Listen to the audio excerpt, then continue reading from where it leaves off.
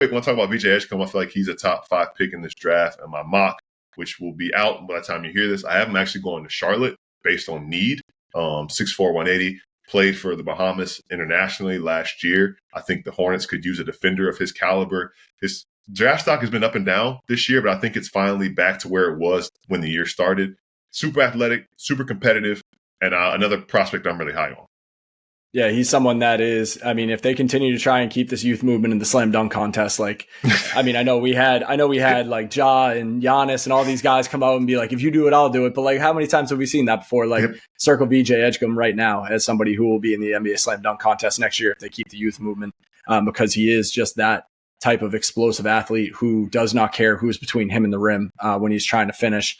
He is someone who is comfortable creating his own shot. He's not necessarily knocking down his own shot at, a very high clip at the college level, but even having that level of fluidity off the bounce to have that type of confidence to take those shots, it's not like there's any crazy hitches in his jumper or anything like that. Like, it's just one of those things where if the shot starts falling, then he's going to take his game to another level. He brings a ton of energy on the defensive end. He's playing passing lanes like crazy. I think he's averaging like 2 steals a game.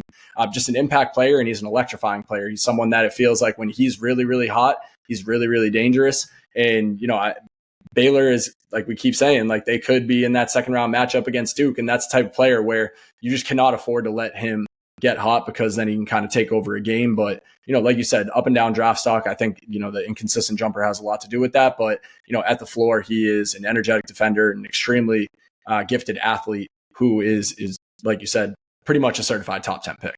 Yeah, for sure. I think the thing about the jumper that you said, and stands out to me, they can teach you how to do that. Right. Like there are a lot of things. This guy is young. He'll be 20 on draft night. I think, he played with the Bahamian national team last year, and oftentimes was the go-to guy when he was sharing the court with Eric Gordon and DeAndre Ayton. He was the guy on that team. So that kind of shows the command that he already has and the attitude that he already has on the floor, which is something that an NBA team wants to see and wants to have. So again, I think that if they're able to get that matchup with Duke in the second round, a lot more people will see him. And I think that, again, that mentality will be him saying, look, I'm just as good as these guys. I can start for them as well. I'm a 5-star myself. And he and Cooper Flagg have gone back and forth. And I think on the circuit, preceding their time playing now. So I think that would be good to see if we're able to see that. One last guy before we go to a break that is also in my top 5. We talked about guys whose shooting isn't as natural for, but maybe the purest scorer in this draft. I know Ace Bailey might have something to say about it, but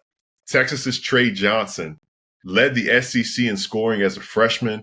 I just talked about Kevin Durant. I believe, if I recall correctly, he outdid Kevin Durant's Texas record for most points in a freshman debut.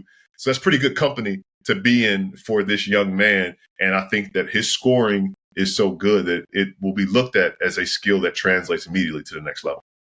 Yeah, you took the words out of my mouth with the leading the SEC in scoring, because when you put it into the context that the SEC just put the most teams in an NCAA tournament by a single conference in NCAA history, like that just speaks to how good he has been. He's averaging like 20 points per game. I think it's like 19.6 in the SEC. That just put 14 out of 16 teams in the conference into the tournament. You got some guys in that conference too. Yeah, there are some guys there. I mean, some draft prospects, some guys that have been around college basketball forever now. And he's still finding a way to score night in and night out. Honestly, his game kind of reminds me, even though he's bigger, it reminds me a little bit of like Bradley Beal, just the way that he moves and his ability to create his own shot. And like, even just like the finishing around the rim, like he's not like an Edgecombe level athlete, but he still finds a way to finish around the rim with both hands, good body control. Like I see a lot of Brad Beal in his game. And, obviously Bradley Beal is kind of tailed off at the end of his career now, but like when you think back to like Wizards Bradley Beal and someone who was averaging like 32 points a game, leading the league in scoring, like,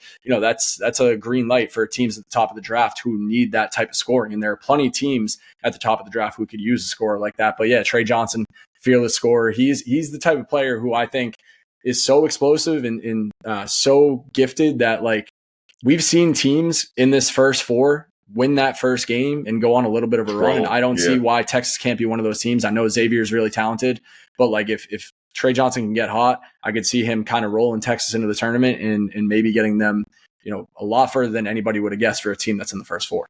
Yeah, so if you hear this, it'll be after Texas's bout in the first four with Xavier. And if they're still in the dance, that means Trey Johnson went off. So go look at his highlights from the Xavier game. If not, familiarize yourself with what he did throughout the season and also see some flaws because Xavier will be difficult physical with him defensively. And he's a guy who could add more to his frame. So these guys aren't perfect prospects, but again, there's a lot of what they project to do at the next level.